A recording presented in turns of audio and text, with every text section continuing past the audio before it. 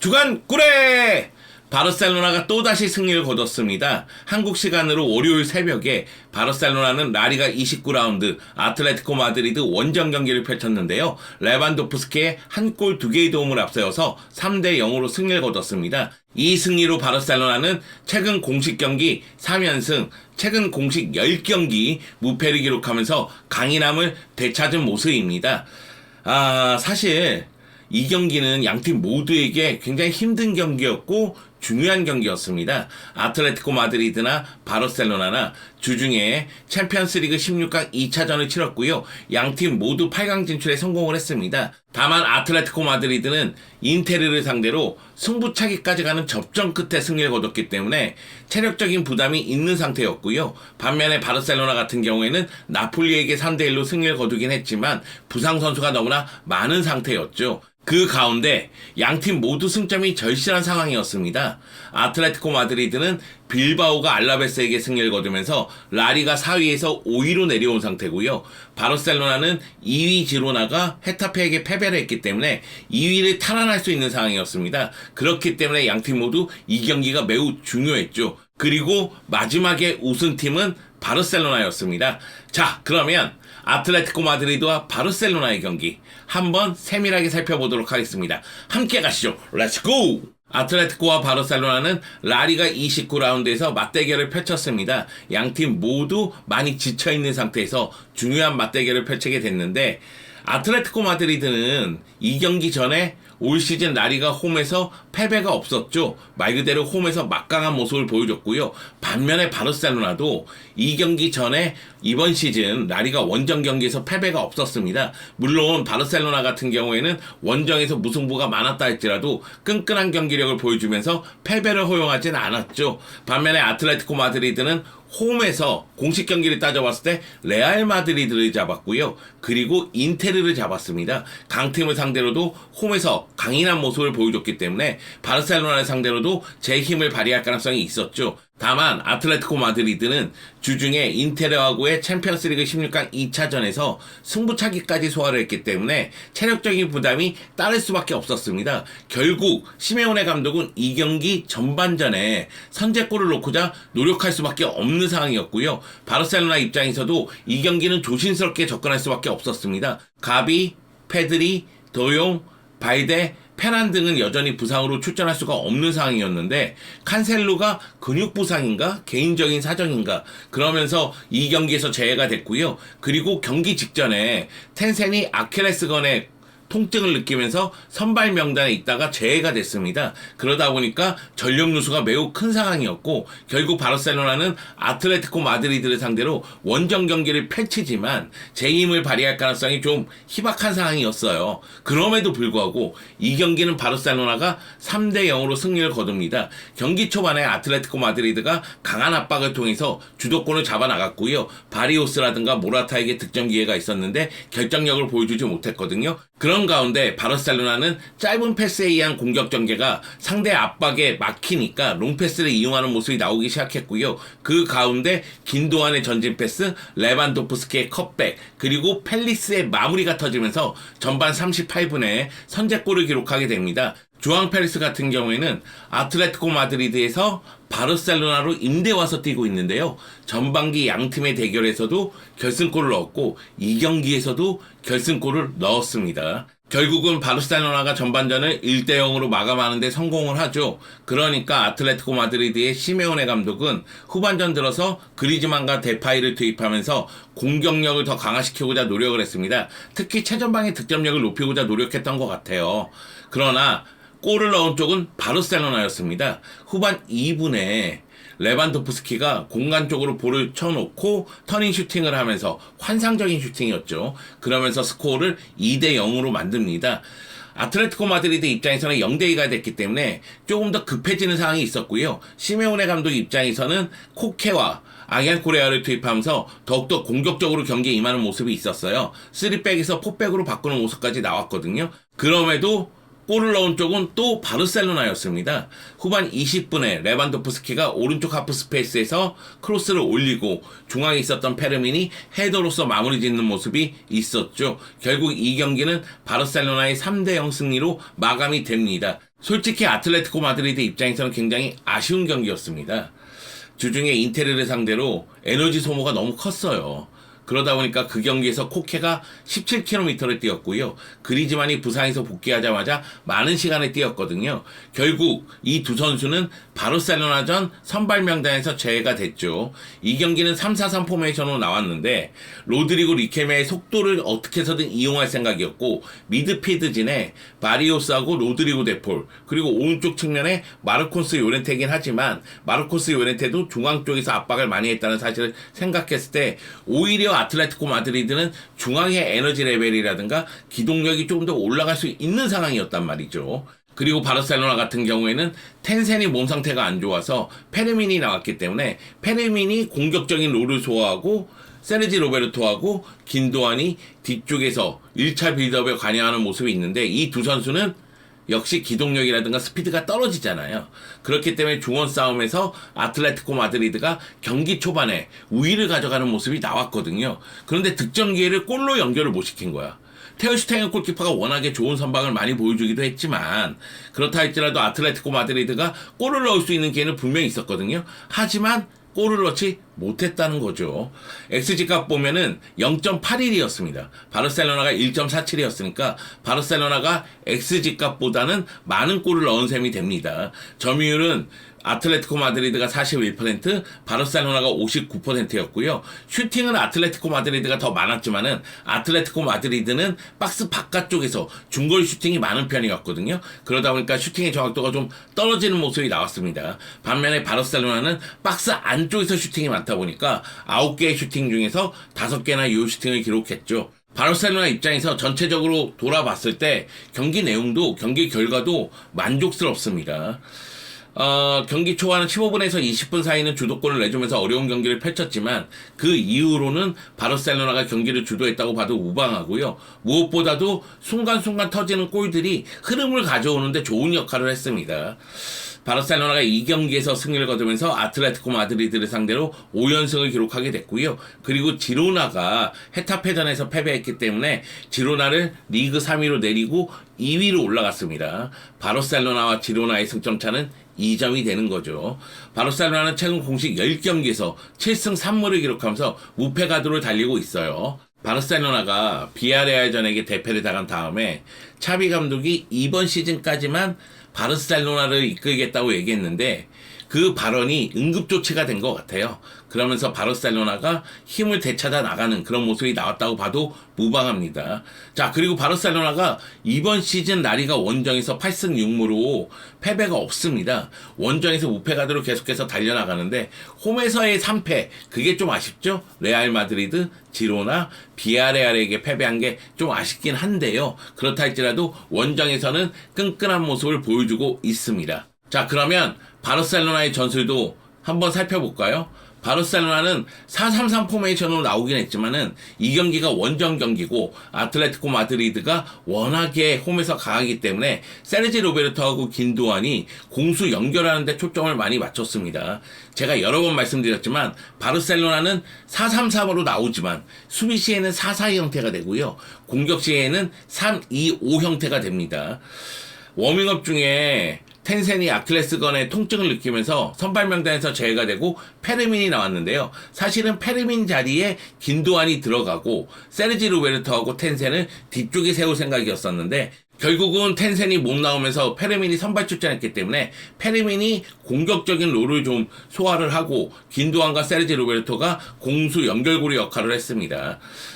경기 초반에 세르지 로베르토하고 긴도안이 상대 압박에 묶이는 모습이 많았어요. 그 가운데 테오 슈테겐도 패스 미스가 좀 있긴 있었거든요. 다만 이런 상황에서 레반도프스키가 살짝 내려오면서 수비 라인을 끌고 내려오고 패스를 테오 슈테겐에게 직접 받으면서 그 다음에 공격을 전개하는 모습이 굉장히 효과적이었습니다. 레반도프스키는 밑에서 위로 올라갈 때 문전으로 직선적으로 올라가는 움직임도 있었지만 하프 스페이스로 움직이는 모습도 있었습니다. 이런 모습이 있었기 때문에 주앙 펠레스의 첫 골도 컷백으로 도와줄 수가 있었고요. 그리고 페르민의 추가골도 크로스로 도와줄 수가 있었던 거예요. 이 경기의 최고의 선수는 레반도프스키였죠. 여기다가 칸셀루가 못 나왔기 때문에 엑토르포트가 초반에는 공격 가담하는 모습이 나왔지만은 이후로는 쿤데가 공격 가담하고 엑토르포트가 밑에서 위치하는 모습이 나왔습니다. 쿤데 같은 경우에도 오른쪽 측면에서 날카로운 모습을 많이 보여줬어요. 그리고 쿤데가 아틀레티코 마드리드의 왼쪽 공격을 잘 막아줬습니다. 왜냐면 이 경기는 아틀레티코 마드리드가 로드리고 리켈메하고 사무엘 리누를 동시에 선발 출전시켰기 때문에 이 두 선수가 뛰는 왼쪽 라인의 공격이 위력을 발휘할 수 있었거든요. 하지만은 쿤데가 워낙에 수비를 잘해주면서 이 공격을 묶는데 혁혁한 공을 세웠죠. 레비가 내려오면서 만든 공간, 그 공간으로 결국 주앙 펠리스라든가 하피냐라든가 페르민이 들어가면서 골에 직접적으로 연결되는 활약을 펼쳤다는 거죠. 이런 모습이 많이 나와야 됩니다. 전반기에 레반도프스키는 고립되는 모습이 많았는데 2024년 들어서 레반도프스키가 득점력을 회복한 모습이고 그 가운데 공격 쪽의 기여도도 높아지고 있다는 거죠. 그리고 측면에 있는 엑토르포트라든가 쿤데도 공수에서 뛰어난 활약을 펼치면서 팀 승리에 기여를 했습니다. 사실은 저는 주앙 펠리스 선제골 넣기 전까지는 부진하다고 생각을 해요. 그러니까 주앙 펠리스가 이 경기에서 보여준 건 그 선제골인데 그 선제골의 가치가 매우 크기 때문에 주앙 펠리스를 칭찬할 수밖에 없고요. 그리고 페르민 같은 경우에도 패스의 정확도가 좀 떨어지는 경기였어요. 그러다 보니까 좀 아쉬웠는데 결국은 팀의 세 번째 골을 넣으면서 자신의 가치를 또 증명을 했습니다.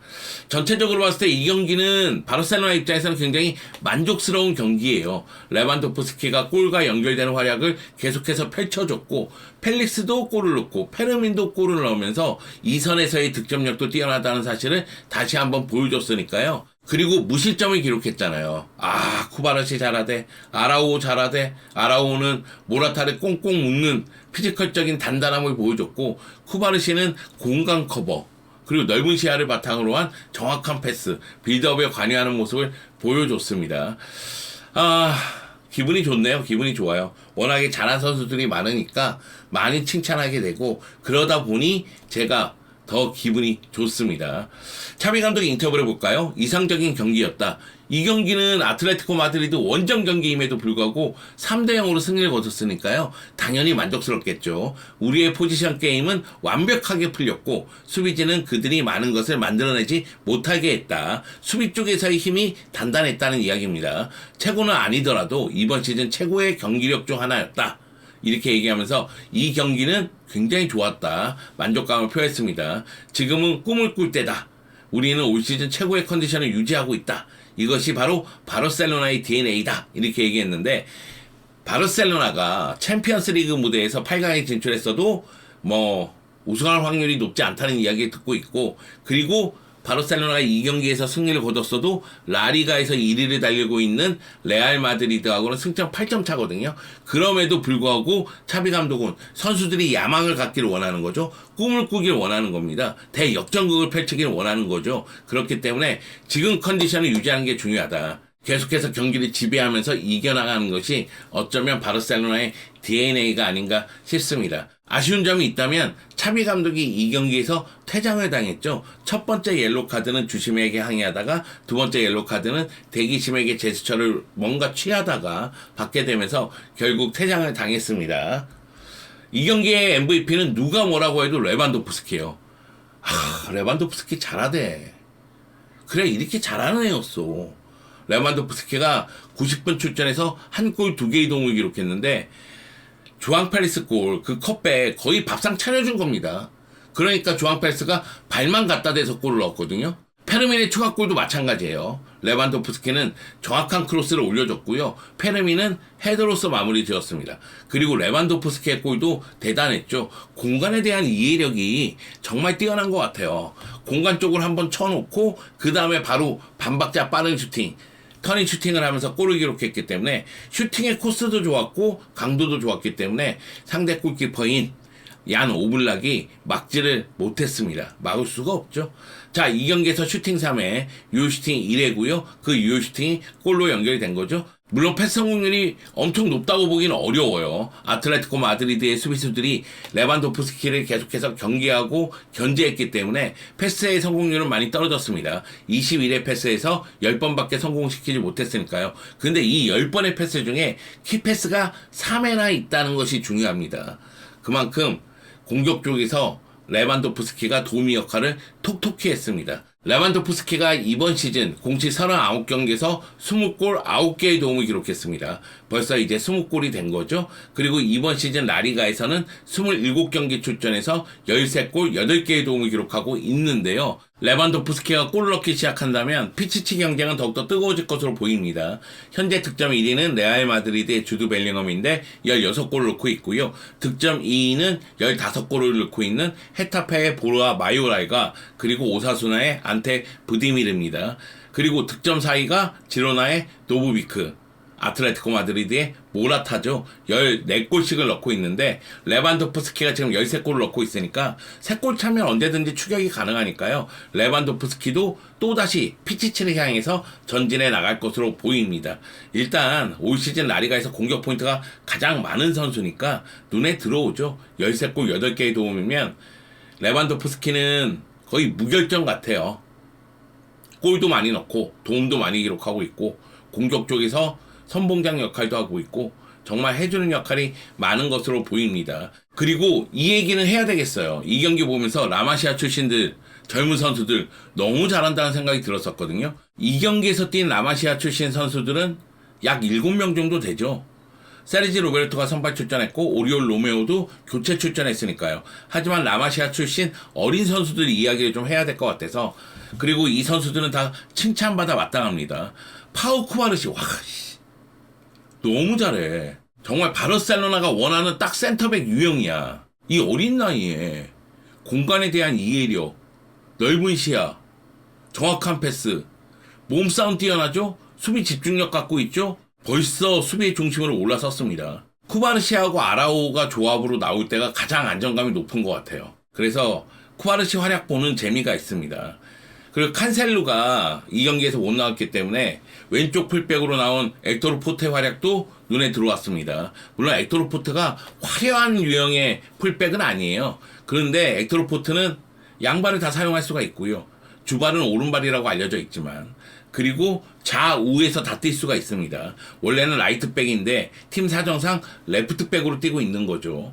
그리고 오른발 크로스가 굉장히 정확하고 수비에서 집중력이 너무 좋습니다. 상대 공격수를 끝까지 따라가고 그리고 상대 공격수를 지치게 만드는 능력이 있거든요. 페르민 로페스 같은 경우에는 더 이상 설명할 필요가 없을 텐데, 이 경기 원래 텐센이 선발이었잖아요. 그러니까 페르민이 갑작스럽게 선발로 뛰게 된 겁니다. 그 가운데 골도 넣었기 때문에 페르민의 능력도 칭찬받아 마땅하고요. 라민 야말과 마르크 카사도가 교체 출전했는데, 라민 야말 같은 경우에는 자신의 기량을 확실히 보여줄 수 있는 시간은 좀 부족했어요. 그럼에도 경기장 안에서 오른쪽 측면에서 중앙으로 들어오면서 날카로운 드리블과 슈팅을 보여줬습니다. 우리가 눈여겨봐야 되는 선수 중에 한 명이 마르크 카사도죠. 20살의 수비형 미드필더인데, 물론 이제 피지컬적으로는 다소 약하다는 평가를 듣고 있지만, 그리고 이 경기에서 상대 반칙에 넘어지는 장면이 적지 않았지만 볼을 탈취하는 능력, 여기다 패스를 돌리는 능력 갖고 있거든요. 그러니까 마르크 카사도가 이미 챔피언스 리그에서는 데뷔했지만 라리가에서는 데뷔전을 치르지 못하고 있었는데, 이 경기를 통해서 드디어 라리가에 데뷔를 했습니다. 앞으로 출전 시간이 더 많아질 것으로 기대해 봅니다. 마지막으로 얘기할 부분은 챔피언스리그 8강에서 파리 생제르맹을 만난다는 이야기죠. 제가 8강 대진이 끝난 다음에 바르셀로나 하필이면 파리 생제르맹을 만났나, 유에파 놈들아 작작해, 이런 식으로 인스타그램에 글을 남겼는데 댓글 보면은 다 자신감이 있는 댓글들이에요. 우리 파리 잡을 수 있어요. 파리가 두렵지 않습니다. 파리 잡으면 결승까지 갈 수 있지 않을까요? 이런 댓글들이 정말 많더라고요. 물론 저도 마찬가지의 생각입니다. 동의합니다. 바르셀로나가 파리 생제르맹을 두려워할 이유는 없죠. 그런데 파리 생제르맹이 강하다는 사실도 부인하긴 어렵습니다. 파리 생제르맹은 현재 리그왕 1위를 달리고 있죠. 이 스타드 브레스토와 승점 12점 차니까 리그에서 어느 정도 여유가 있기 때문에 챔피언스리그 8강전 치를 때는 챔피언스리그 8강의 전력을 집중시킬 수가 있다는 겁니다. 그리고 음바페가 리그에서만 24골 넣었고요. 지난 몽펠리에전 6대2로 승리를 거뒀는데 이강인 선수도 득점포를 가동했죠. 그렇기 때문에 바르셀로나 입장에서는 좀 껄끄러운 상대를 만났다고 볼 수도 있습니다. 하지만 지금 이 순간의 바르셀로나 두려움은 없죠. 상승세 타고 있죠. 그리고 파리전을 기다리고 있습니다. 파리하고의 8강 1차전은 4월 11일에 펼쳐지고요. 2차전은 4월 17일에 펼쳐집니다. 그 전에 프랭키 도용이나 페란 그리고 페드리 같은 선수들이 부상에서 돌아오기를 바랄 뿐입니다. 그리고 레반도프스키가 지금의 컨디션을 계속해서 유지하기를 원하죠. 사실 파리하고 마지막 만났을 때가 바르셀로나가 챔피언스리그 토너먼트 단계에 마지막으로 진출했을 때예요. 그때 16강에서 파리 생제르맹을 만났는데 음바페에게 홈에서 해트트릭을 내줬거든요. 그리고 2차전도 음바페에게 실점하는 장면이 있었기 때문에 음바페의 속도를 어떻게 제어하느냐, 전방부터 압박의 강도를 높이고 측면 쪽에서 들어오는 코스를 잘 막을 필요성이 있습니다. 그만큼 수비 블록을 잘 형성해야 된다는 이야기입니다. 바르셀로나 입장에서는 파리하고 만난다는 사실이 살짝 기분 나쁜 일이지만, 그런데 아스날은 바이에른 뮌헨 만나고 맨시티는 레알 만나잖아요. 그러니까 바르셀로나 입장에서는 파리 생제르맹 준비 잘해서 승리를 거두는 방향으로 가야 되지 않을까, 그런 생각이 듭니다. 또 바르셀로나가 파리 잡고 준결승전 가면, 그러면 아틀레티코 마드리드와 도르트문트의 경기의 승자와 대결을 펼치기 때문에 나름대로 대진이 나쁘다고 보긴 어렵다는 거죠. 그래도 이제 준비 열심히 해서 파리 잡는 것이 먼저니까요. 파리전에 집중할 필요성은 있습니다. 바르셀로나는 부상 선수가 너무 많은데 부상 선수들이 차례로 복귀를 해야 되고요. A매치 이후에 A매치 후유증을 겪는 경우가 많았었는데 이번에는 그래서 안 됩니다. A매치 이후 첫 경기인 라스팔마스전 승리하면서 흐름 자체를 계속해서 끌어올린 상태로 파리 생제르맹을 상대해야 될 것으로 보입니다. 자, 여러분, 바르셀로나 순항 중이에요. 앞으로 나아가고 있어요. 아직 포기하지 않았습니다. 라리가도 챔피언스리그도 계속해서 앞으로 나아가고 있습니다. 이럴 때 우리가 뒤에서 지지해주고 응원해줘야 되겠죠. 바르셀로나, 바모스!